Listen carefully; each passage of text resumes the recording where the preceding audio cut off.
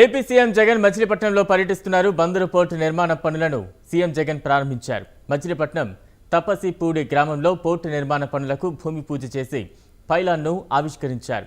ఈ సందర్భంగా జగన్ గంగమ్మకు ప్రత్యేక పూజలు నిర్వహించారు.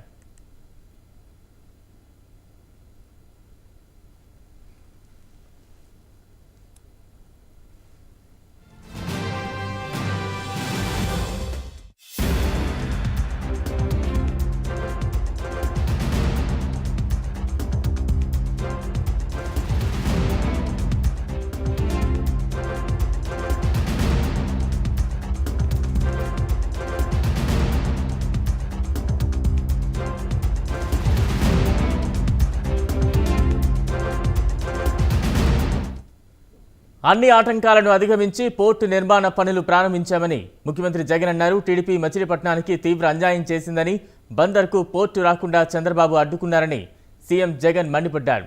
త్వరలో మచిలీపట్నం రూపురేఖలు మారుతాయని, అభివృద్ధికి కేర్ ఆఫ్ అడ్రస్ గా మచిలీపట్నం ఉండబోతోందని సీఎం జగన్ అన్నారు.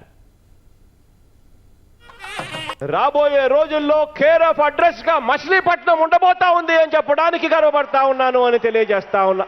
ఇక మొత్తంగా కూడా చూస్తే రాష్ట్రంలోని పోర్టులకు సంబంధించి మనందరి ప్రభుత్వం తీసుకువచ్చిన మార్పులను కూడా ఒక్కసారి గమనిస్తే రాష్ట్రంలో ఇప్పటి వరకు ఉన్న పోర్టుల వార్షిక సామర్థ్యం 320 మిలియన్ టన్నులైతే 2025-26 నాటికి ఈ మొత్తానికి అదనంగా మరో 110 మిలియన్ టన్నుల సామర్థ్యం పెంచేలా అడుగులు వేస్తా ఉన్నాం.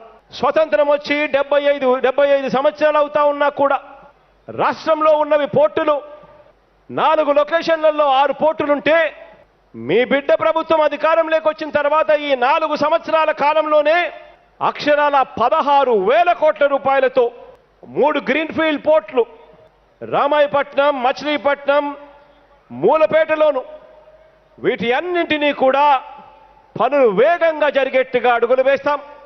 ఇప్పటికే కాకినాడ వద్ద గేట్వే పోర్ట్ నిర్మాణం కూడా చేపట్టడం జరిగింది.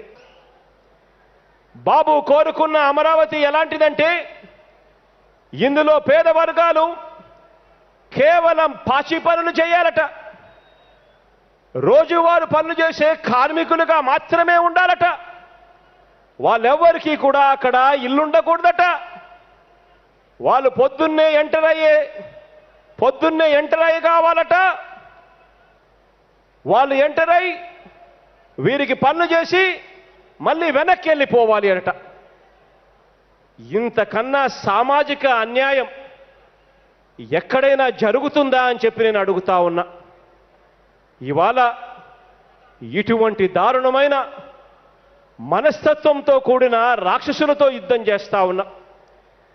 ఇలా పేదలు వాళ్ళకు ఇల్లే లేకుండా నా ఎస్సీలకు, నా ఎస్టీలకు, నా బీసీలకు, నా మైనారిటీలకు, నా ఇతర నిరుపేద వర్గాలకు తావే లేకుండా,